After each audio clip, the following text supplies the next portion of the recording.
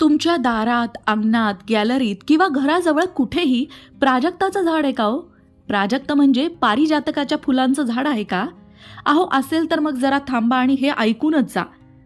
ज्यांच्या घराच्या आजूबाजूला प्राजक्ताचं झाड असतं त्यांच्या घरातील सर्व प्रकारचे वास्तुदोष दूर होतात. जिथे प्राजक्ताच्या फुलांचा सडा पडतो तिथे माता लक्ष्मीचा वास असतो, कारण ही फुलं तिला अतिशय प्रिय आहेत.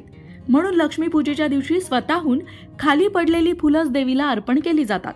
प्राजक्ताच्या सुगंधात तुमच्या जीवनातून ताण काढून टाकून जीवन आनंदाने भरण्याची क्षमता सुद्धा असते. त्याचा सुगंध तुमचं मन शांत करतो, कुटुंबात आनंदाचं वातावरण निर्माण करतो, तुम्हाला निरोगी आणि दीर्घ आयुष्य देतो. ज्यांच्या अंगणात ही प्राजक्ताची फुलं उमलतात तिथे शांतता आणि समृद्धी नेहमीच नांदते असं म्हणतात.